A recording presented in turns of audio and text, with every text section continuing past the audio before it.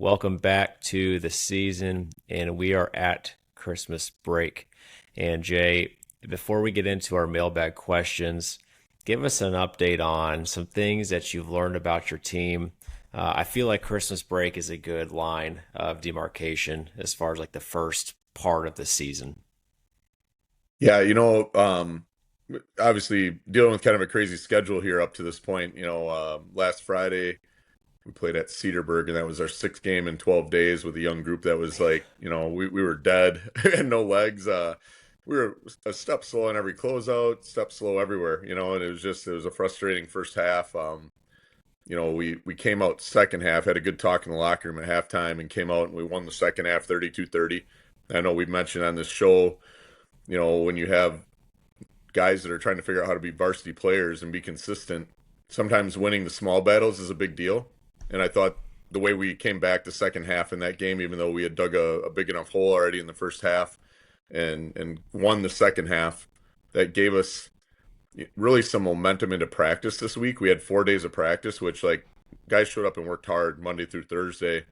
And unfortunately last night with Arrowhead, we run into the number six team in the state and a perennial, state tournament, level program. And, the thing I saw with our guys last night, though, that I really liked, even in losing by 24, we showed some toughness. They went on a run early and, tried to put us out right away. And we came back and fought our way back to only be, we're down 11 at half.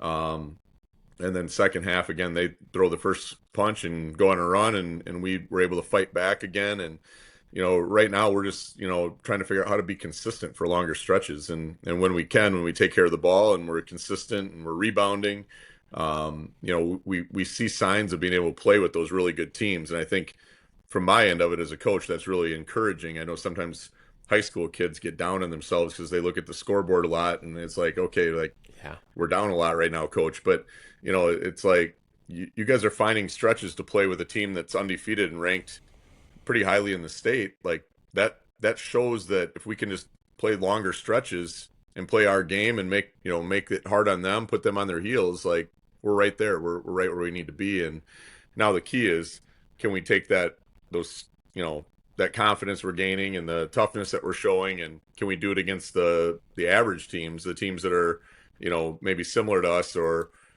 maybe not even as good, and that's the hard part. 'Cause sometimes I think kids play the level of their opponent sometimes, and so now it's just finding that consistency of how can we put it together for two full halves. And and we're getting there.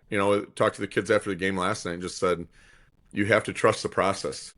There's many of you that you're not even a month into your first varsity season here, and we're grinding it out in practice to get you better at all the little details of playing man defense, and also throwing a zone at you, and we're tweaking things on offense. So we're throwing a lot at you right now, and this is your first year on varsity, and we're trying to figure it out on the fly a little bit. And I just think our guys are responding really well to that. They're staying positive, they're staying together in the locker room.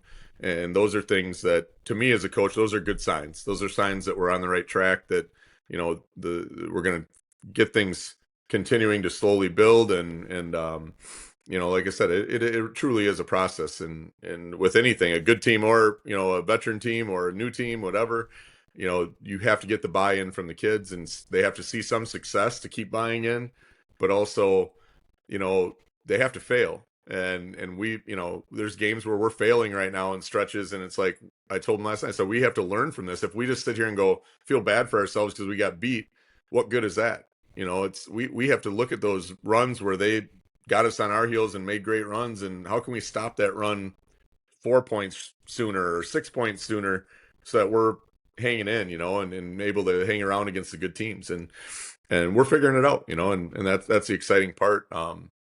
For us. And our seniors are doing an awesome job being leaders right now, and keeping everybody on the same page. And I'm excited. Today we get to bounce back with an afternoon game, and then we get a little time off for the holiday break. So What would you say is the key indicator for success with this team? Because some years I've had teams where it's like, man, if you guys get a stop or like can cut off the paint, we succeed. And I've had other teams where it's like our style was if you could just make the threes we get, we win games.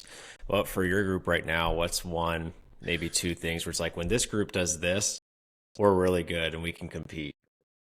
Yeah, two of our goals every game is to win the rebound battle. We need to out rebound the other team, and then keeping our turnovers. Right now, we're staying under 12, and honestly, like for me over the years, under 10 is usually about where we want to be because if I feel like if you're under 10 turnovers, you're not giving the other team extra possessions and you're taking care of it on your end. But that those are really the two indicators that I look for is did we win the rebound battle and are we keeping our turnovers under 12? And when we do those two things, yeah, we give ourselves a chance to win games. And so that's where we're at with that right now. And I think just keeping your energy right. I think that's a hard to stat out energy, in some ways. And so, I watch the film and I always tell them one of the first things I watch is not what's going on the court, but I'm looking at our bench.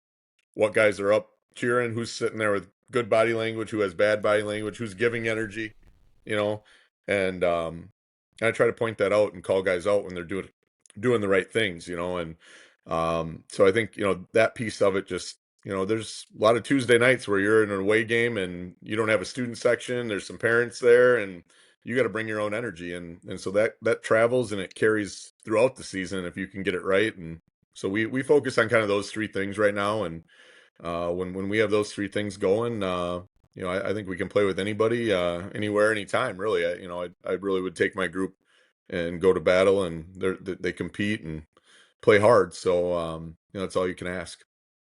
Yeah, I boil it down to every single person. If I remove you from a team, player or coach, our team has now gotten better energy or worse energy. It's like, man, that person left. That stinks. He was life giving. Or that person's gone. Oh man, I can good riddance. And everyone has, it's very, very rare that someone's a net neutral. Or if they were gone, you're like, I didn't even know you were here. Yeah. Which Yep. it's possible. If kids understand that and understand that they actually impact everyone in a contagious manner, like sulking on a bench is contagious. You bring the vibe down. If I took you off the bench and told you to go home, our vibe gets better. There's some kids on the bench, their energy is so contagious. If I took them and sent them home, it'd be like, dang, we just lost some energy here. So I kind of boil it down that way. The hard part too, and you try to put yourself back in the shoes of a teenage kid when it comes to that, you know, the hard part, and I think about this often, it's like if you're not getting playing time and you're constantly a bench guy during games, like, how do you get motivated to bring that energy every day for your teammates, knowing that you might not get a minute, and in some cases you're a senior and you might not get a minute and you have to be the guy on the bench just keeping everybody else up and going and cheering and just bringing it every day. And I try to really shout out those guys because it is a tough role. It's a tough role. You want to be out there, and sometimes you're just not ready to be out there, or you're not in a position where you're in the rotation. And understanding that you do impact the game. You do impact like your teammates if you have the right mentality and attitude on the bench and bring that energy for everybody. And even talking on the bench, when I hear guys like calling out things when we're on defense, like, hey, you got a guy in the corner here, get that gap, like things like that. Like those are the things, like I know we've got it right when I'm hearing those things and you're seeing those things from guys that, again, it's a tough position because your buddies are in the student section watching and you're not getting off the bench, and it's like you still have to bring it and impact the game and impact your teammates. And I give kids a lot of credit for that because sometimes you're going home and, well, why aren't you in? Why aren't you getting a chance? Like, I'm playing my role, Mom. I'm playing my role, Dad. Or hey, Yep. my friend in the student section. I'm doing what I'm supposed to be doing, and I'm helping impact wins right now for our team. So, I really give our bench a ton of credit. They've been great this year, and we have some awesome guys from seniors down to sophomores that are doing it the right way there. So Speaking of, I have 15 chapters about just that coming out this spring. And the bulk of it is how to get everyone to buy in, including the kids who have essentially nothing to gain. And when I went and talked to the basketball program a few weeks ago, I asked the kids who were playing, and like the starters, the sixth, seventh, eighth man, said, would you bring the same energy you bring right now if you weren't playing? And I mean, honestly, probably not. It's like, okay, so you understand that now. So what are we going to do to bring everyone else up? And a lot of it starts with just basic facts like sharing recognition, giving shout outs, like way to work hard in practice today, because they don't get the shout outs that you get. They don't get great game last night, great charge, great shot. Like they get nothing. And would you be motivated to show up for a 6 a.m. practice in December whenever it's 0 degrees out and run your butt off for 2 hours if you weren't going to get a single bit of reward intrinsically or extrinsically? I don't know if many people would sign up for that. So I think we have to, as coaches, you got me on a spiel here, but as coaches, you have to understand that they're human beings. Like that's a hard thing to get your team to do, but you have to be aware of it and not just go, hey, we need better energy. Like, no, you have to do something about it too as the leader of your program. You can't just say, give me better energy. And then, all right, it doesn't work like that. Right, right. No, and you're exactly right about recognition. I mean, sometimes even as adults, like we're not looking for someone to pay us for doing something or whatever, but a thank you goes a long way. Like when you've went above and beyond and done something, hey, thanks, I really appreciate that. And I think it's the same with kids, the kids we're talking about. Like sometimes their teammates just acknowledging that they've been there and they're bringing the energy and a thank you. We start out every Monday before practice with shout outs. What did you see someone do last week that helped us be successful? And a lot of times those are shout outs of guys that are busting it in practice that aren't maybe getting minutes in games. Or we've had kids over the years that have said, hey, John helped me with my math today because I was struggling in math class. Like he's really good at it. And he sat down and gave me some extra help, make sure I'm keeping my grades right. I'm like, wow, that's a heck of a shout out right there. You know what I mean? Like, and just, hey, I saw so and so bringing energy on the bench, and then they followed up by coming back to practice and really pushing us hard, getting us ready for our next game. Those sorts of things mean a lot to those guys, and it motivates them to keep doing it. You know what I mean? And we Yep. leave it up to the kids to pick out a teammate. They can pick anybody they want to give a shout out to, and then we always follow it up by what am I going to do now this week to help the team? What am I going to do? And we make that an accountability piece in front of the whole team. Hey, I said I'm going to come in every morning and get an extra 100 shots up. All right, like your teammates heard you say it. Let's see you now. Now follow it up and follow through. And that's been a really good exercise for us over the years of just bringing the team together and then recognizing everybody has a role and everybody's playing it, and everybody has to if we're going to be good. Right. That's an awesome strategy. I wish I would have done that. That's a really cool thing to do. My thing was making bench highlights. So, you watch film and the kids who are on the bench watch the game from the bench and now they have to watch again from the quote unquote bench. Like, why would you want to be, again, put yourself in their shoes? Would you want to watch the same game twice in which you're getting zero feedback or anything? You're just in there watching. So I started making bench highlights too to throw in there. We do like our highlight clips, good offense, good defense, bad defense. And occasionally it'd be like great bench celebration, Yeah, and love stuff that. like that. So like the team could write a rally and they'd kind of laugh. Some dude would do something crazy with his hands or something like that. And but they started realizing, oh, I'm a part of this thing. I chat GBT'd a bunch of questions, and we'll see how many we get through. Whatever we don't get through, we can do the next one. The first question's my own question, though. What's your favorite drill game to do? Because we're in the holidays. Occasionally, coaches will throw in some games to have some fun as you kind of go into break after your tournaments or whatever are over with. What's your favorite drill game? We have a lot of really good competitive rebounding drills, and the kids really like we don't play with out of bounds lines on them. So like if the ball gets tipped away to the bleachers, you're you're chasing after it, trying to get that rebound. Like we do a ton of just effort competitive rebounding drills, and there's some we've stole. Obviously, Tom Izzo's a legend when it comes to rebounding, so we've taken some of the things he's done in practice. We call them Spartan rebound drills. We've taken some from Coach Guard and the Badgers. Again, I steal all my drills. Like we try to get out and see a bunch of different practices and see what they're doing and try to tweak them to make them ours. But just a variety of things that way. Shooting competitions, especially over break. I think it's one thing to come in and you get kids kind of like going through the motions of like, okay, we're getting shots up, but if you make it competitive and find some ways to do that, we do a really good one from we got from Marquette called we just call it Marquette 3, and you put 3 minutes on the clock, and they start on the shooting 2 pointers from the right baseline to the right wing, and they just keep going back and forth. They have a rebounder and a passer, and for 30 seconds they shoot as many as they can, and they get 2 points for every one they make.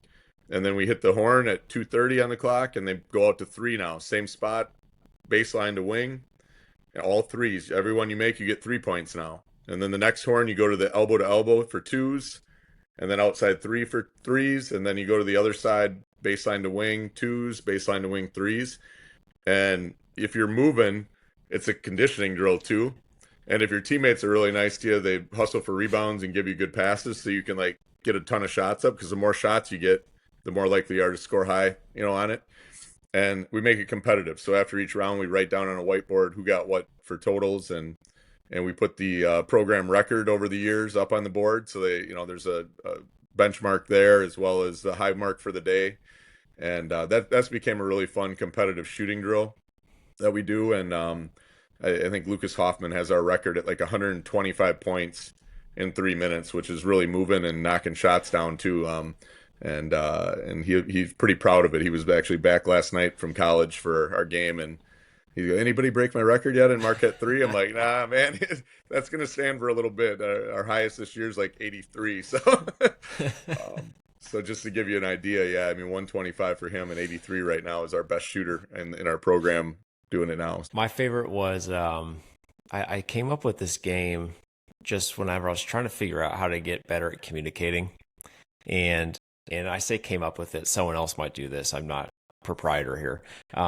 But we played 5-on-5 and our communication sucked. Nobody was talking.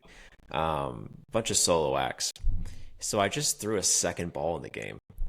And, and what came of it was something I really liked. It was a mass chaos communication event. The team that won every time was communicating greatly. You guys stay on defense. We're going on offense. The ball's coming. You guys go that way. We're going this way. Hold the ball. We're going to get the next ball. And it is constant chaos and communication. And every single time we played it, the team who was not communicating well or selfish with their shot selection lost. There's no gray area. It was black or white. You're talking or you're not talking. And and the kids really liked it too. And occasionally I got frisky and threw a third ball in just to see what would happen. But you can just imagine there's two balls going and everyone's just kind of running around, their heads on a swirl. And then you get to a point where one team's got 5 guys on offense and 0 on defense. And you're like, there's real life application to this. All 5 of you wanted to go play offense and not a single one of you accounted for the defensive side.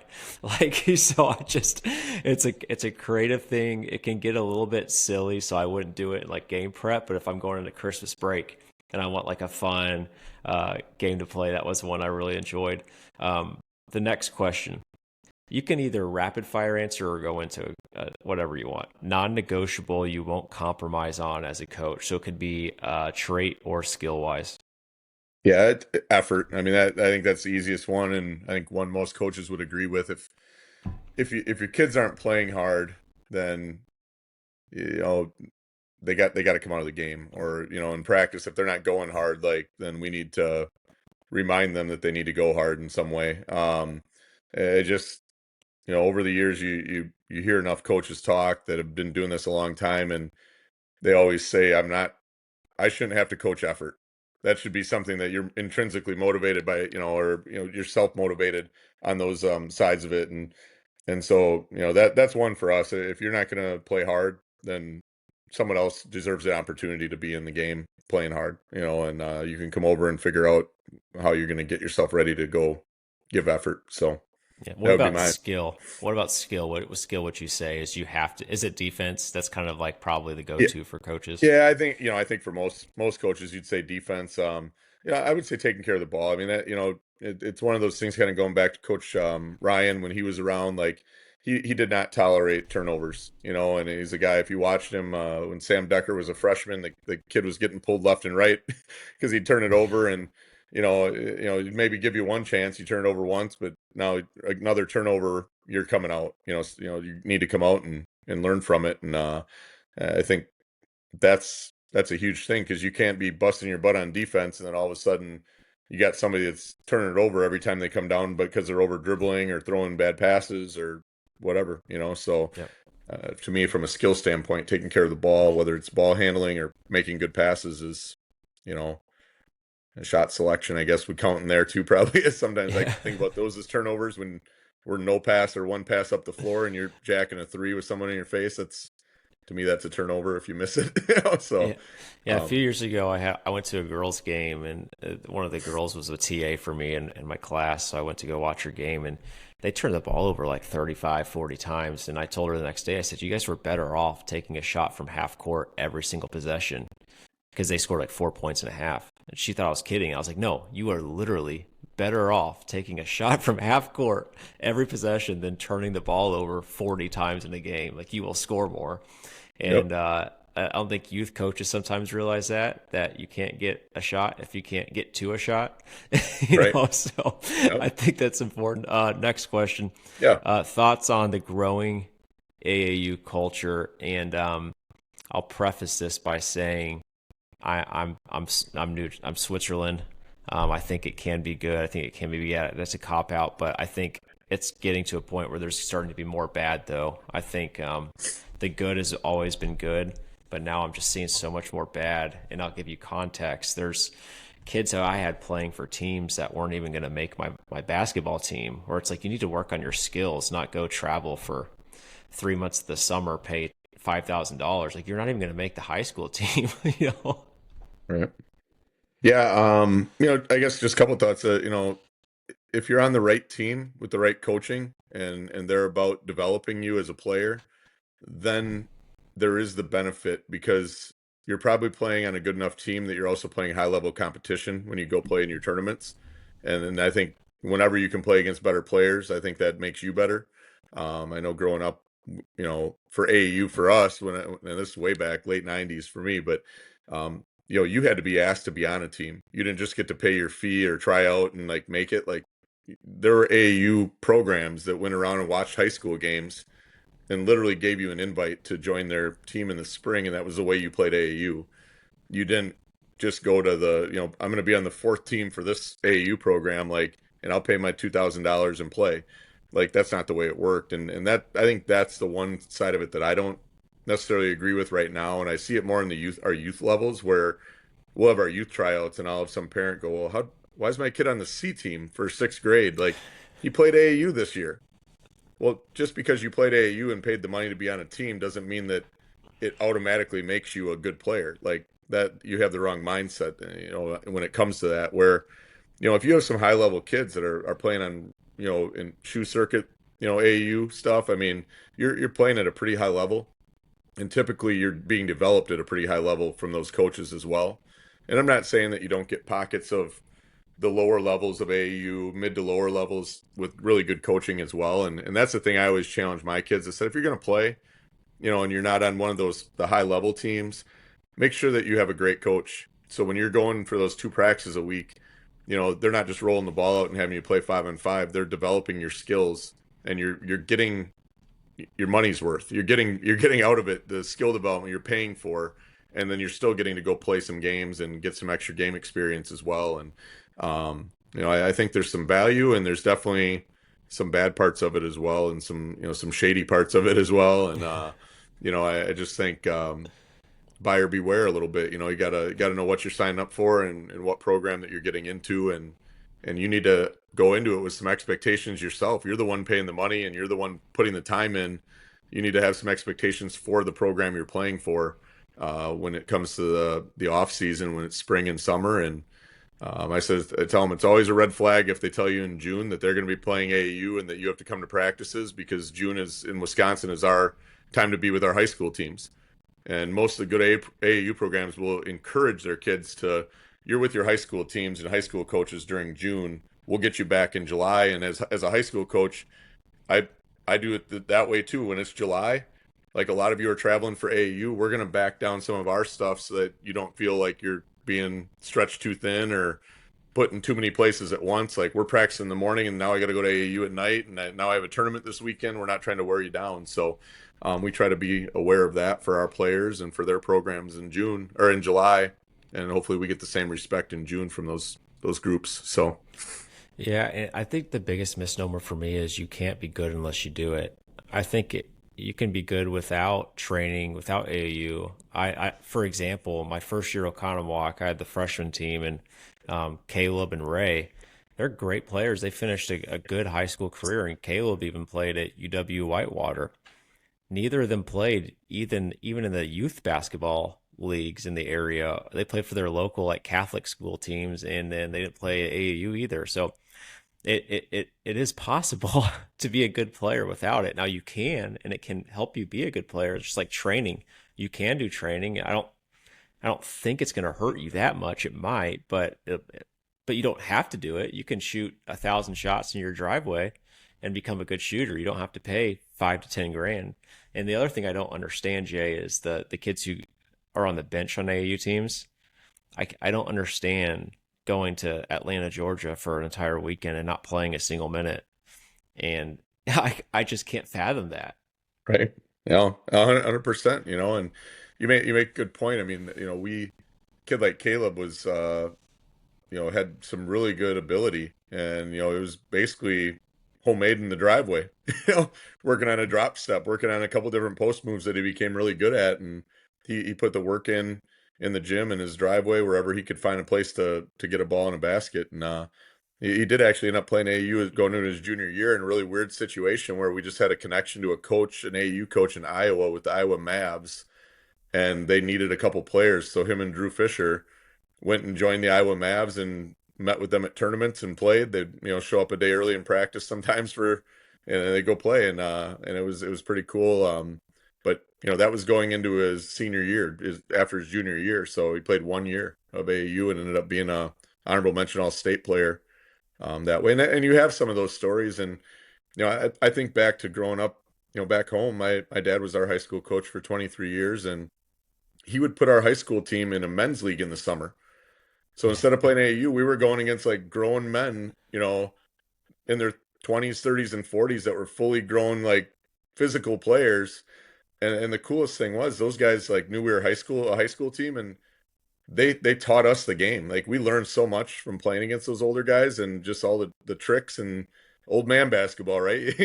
Those of you that play at the Y, or you play pickup still. I mean, it's old man basketball. You learn how to backdoor cut. You learn, how to, talk on defense. It's all the little things. And I'll tell you, I played AAU too, but I learned way more playing against adults and guys that have been doing it for a while than anything I probably could have learned in AAU back then anyway. Yeah, and in Caleb's situation, I think that was the original intent behind AAU was you're good enough to be recruited. So we Right. need you to come showcase your skills to get recruited better and see you in different outlets because our seasons during your season, it's harder to see you. And I do know AAU coaches that also coach high school or that follows podcasts or whatever, and they know what we're talking about. So don't confuse it. It can be Yep. very good and it can be very productive. But just like anything in life, there's also the bad too. And sometimes in certain situations, we just pretend the bad doesn't exist. And the bad very much does exist. And I think the biggest thing is just being honest with kids. And once you're honest, you can make your own decision, you and your Yep. parents, whatever. But I might recommend an AU team to a kid. I might not. It just depends on your situation. It depends on what skills you need.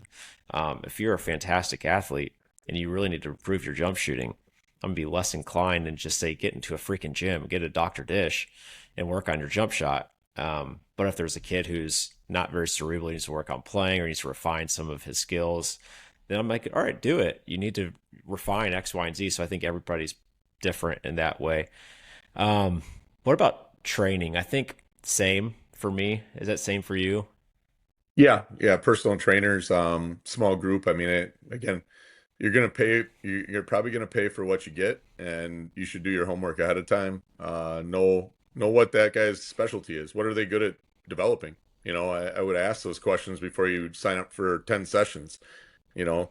And then, take into consideration how far you have to go to work with this person, or if they come to you, or, I think there's a lot of things that go into that process. But we have a lot of former players um, that will come back after their college seasons or even right after they graduate high school, and they'll put something out to our youth program and say, "Hey, I'm going to do some training or whatever at the high school, small group, 2, 3 kids at a time."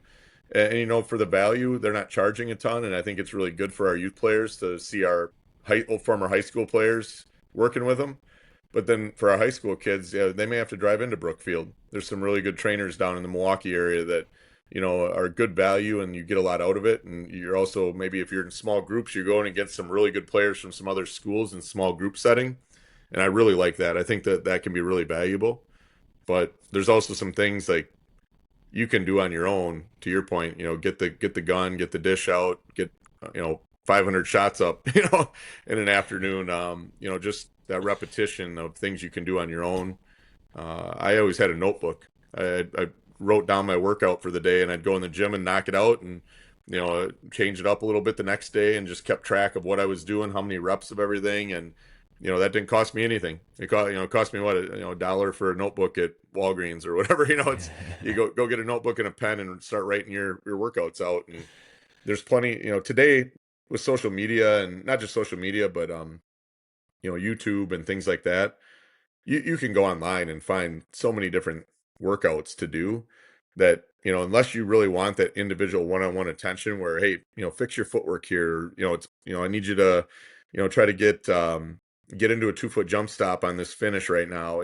Like having that individual, like, guy standing there, like, talking to you and correcting you as you do different movements. That's what you're paying for. But if you don't need that, then go find a workout on YouTube. There's plenty of Right. professional trainers out there that'll walk you through what to do. I think there's a few things that I've seen trainers do that makes me go, okay, I would recommend you. One of them is I had one near me at Bigfoot, and he started texting me saying, what's your team's offense going to look like this year, and what's this kid's role? And so I'd tell him, all right, it's going to be a dribble drive offense. So he needs to be able to break his guy down for a defender, and he probably should be able to catch and shoot well from the corner. Those are like the two biggest skills I need.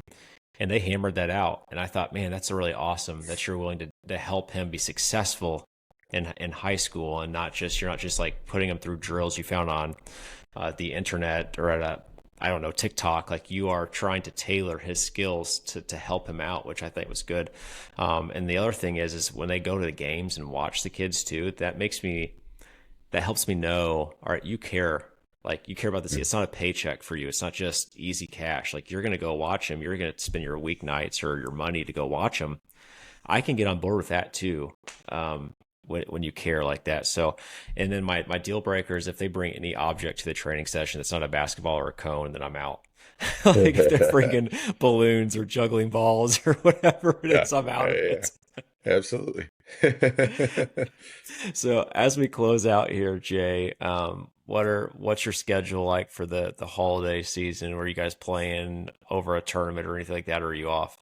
We got Janesville Craig this afternoon, and then Monday we'll bring them back in on the 22nd there for an afternoon practice, and probably get a lot of shots up, being that we don't play till Saturday. It's not, we don't need to grind them out on Monday, but we want to get in and have maybe a more competitive practice, maybe some shooting competitions and some things like that, similar to what you were talking about earlier in the show here.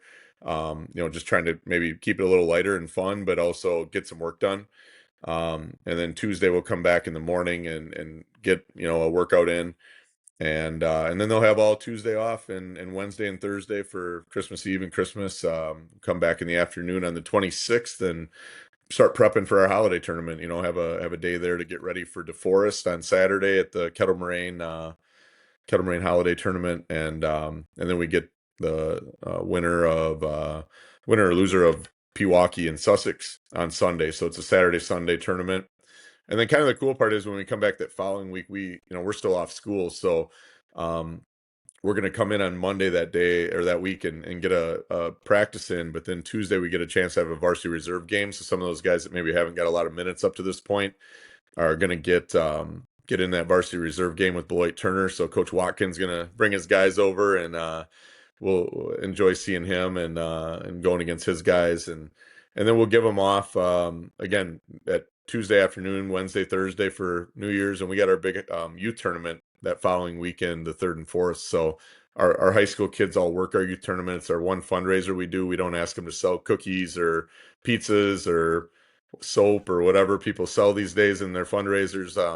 We literally just ask for their time. Like show up and like work a score table at the youth game or work in concessions or the ticket table, and we do really well. And it's like a 96 team youth tournament over 2 days, and it's a way for us to showcase our program and see our youth kids a little bit, and make a little money in the fundraising side too. So that's that's kind of our break. It's busy and a lot of basketball in there, but I think more importantly, and I'll remind our guys of that this week, is enjoy the heck out of your time with your families. I mean, you get a chance to spend 2, 3 days like with family, maybe family you don't get to see that often. Like, shut the basketball side off, because I know our coaches and myself will do the same, and just relax and enjoy some good Christmas time and holiday time with your family, and certainly that's an important part of resetting and recharging in the middle of the season here. It was unbelievable how much time I had my first Christmas without coaching. I was like, wait a second. This is what the 99% get for the holidays. I was like, I get time to like hang out with people and I can stay an extra day, or I don't have to worry about the next game. It was shocking. I found myself just sitting there going, man, this is really weird. Like, could you imagine, Jay, having, I don't know, 10 days here of just nothing? No, honestly, I can't.